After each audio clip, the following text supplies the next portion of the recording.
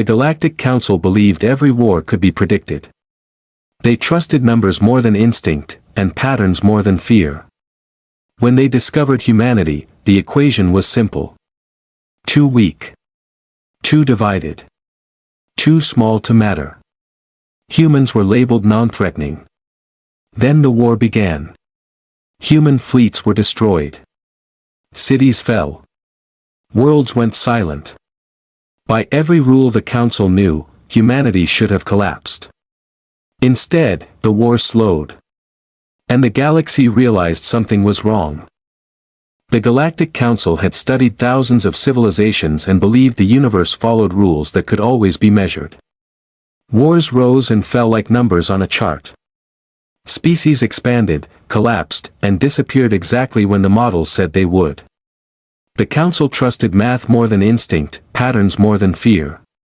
When they discovered humanity, the calculation felt effortless. Humans were divided by borders, their technology uneven, their worlds fragile and scattered. The Council labeled them non-threatening and moved on, certain they would never matter beyond a footnote. When the Korath Trade Combine entered human space, the outcome seemed inevitable. Korath fleets were vast and disciplined, their weapons precise and efficient. Human defenses failed quickly. Ships were destroyed in the opening weeks. Orbital stations fell into silence. Entire colonies went dark. From the Council's distant view, the war was already finished. Humanity should have collapsed under superior force, just as the models predicted. But humanity did not collapse. Instead of launching desperate counterattacks, humans withdrew quietly and with purpose. They abandoned systems without ceremony and left behind empty targets that offered no value. To the Korath, this retreat looked like fear. To the Council, it looked like the early stage of extinction. No alarms were raised. No emergency sessions were called. Human space did not die.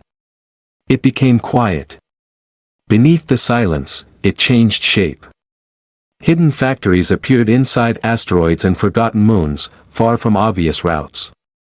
They were small, modular, and simple. Nothing impressive. Nothing worth a major strike. When one was destroyed, another appeared somewhere else. Human engineers stopped chasing perfect machines and began building tools meant to fail and be replaced quickly. Efficiency gave way to resilience. Human cities changed as well. They grew smaller and harder to detect. Power systems overlapped instead of relying on a single source. Supply chains shortened. Communities learned to function even when parts were missing. Humans stopped asking when the war would end. They learned how to live inside it. The Korath continued winning battles. Their fleets pushed deeper into former human territory. Yet progress began to slow. Supply ships arrived late. Fuel quality declined. Navigation systems required constant correction. Nothing failed completely, but everything worked worse. Repairs took longer. Crews rotated less often. The cost of victory began to rise in quiet ways. Trade routes near human space became unreliable. Not dangerous. Just inefficient. Deliveries slipped behind schedule. Insurance rates increased. Merchants avoided the region when possible. Korath-controlled systems became less profitable. None of this looked like defeat, but it did not look like success either. Korath leadership demanded answers. Their intelligence networks searched for human command centers and found none. There was no central fleet, no capital world, no leader whose removal would end resistance. Human actions appeared independent but aligned, as if guided by shared instinct rather than orders. The war no longer followed expected phases. It simply continued. The Galactic Council noticed the shift through data, not explosions. Economic reports showed instability spreading beyond the conflict zone. Prediction engines began to stall. For the first time, some models refused to finish. Engineers checked for errors and found none. The math was correct. The inputs were accurate. The outcomes were uncertain. The Council removed Korath data from the models, and the simulation stabilized. When human data was removed, the systems collapsed entirely. That result made no sense.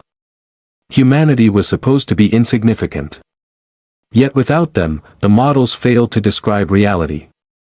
The Council reopened humanity's file. Human casualty numbers were extreme, higher than acceptable by any standard. But human participation rates kept rising. Production did not fall the way it should have. Losses produced adaptation, not surrender. A question surfaced during review and lingered in silence. Why had humanity not given up? The answer did not fit the models. Humans did not treat war as a temporary event. They treated it as a condition. Their history was filled with conflict, scarcity, and failure. Survival was not tied to victory. It was tied to continuation. Humanity was comfortable with instability.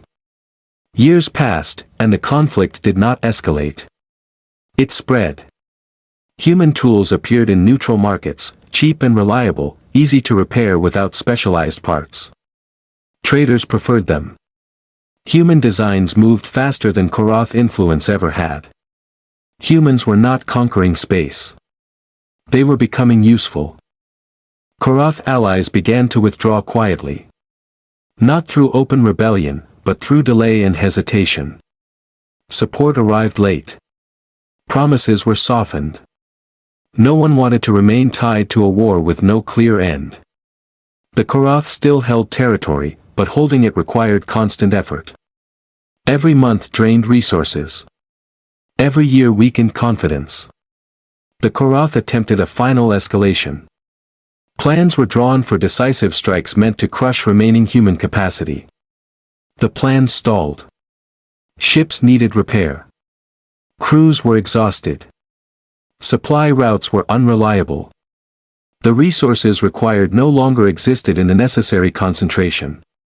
The Korath had won too many battles to realize they were losing endurance. Humanity, meanwhile, had built everything around endurance. Their systems expected failure. Their people expected loss. Recovery was not a special event.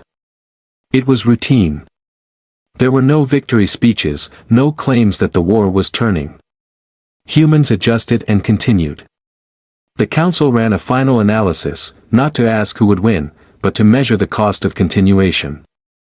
Even total human destruction would damage the galaxy for generations. Trade would fracture. Trust would erode. Stability would not return cleanly. Humanity had become a problem that force could not remove. The Council sent a message. Not a threat. Not a demand. A question. What do you want? The reply did not come quickly. Not because humans argued, but because they consulted. Not leaders, but communities. The answer, when it arrived, was simple. They wanted the pressure to stop. The agreement was quiet. Korath forces withdrew slowly. Trade routes reopened under shared monitoring. Human systems were recognized as autonomous. There were no parades. No celebrations. Humanity returned to work. They rebuilt what was necessary and left the rest behind. They did not honor the war. They learned from it. The Council issued a final report. Humanity was reclassified, not as a threat or a rising power, but as a variable. Humans did not seek dominance. They persisted until opposition exhausted itself. The galaxy adjusted. Planning changed. Redundancy replaced perfection. Long-term resilience mattered more than short-term gain. The Council archived the human file and marked it incomplete. Some problems, they learned, were not meant to be solved. They were meant to be lived with. The Galactic Council had not accounted for humans, and the universe would never make that mistake again.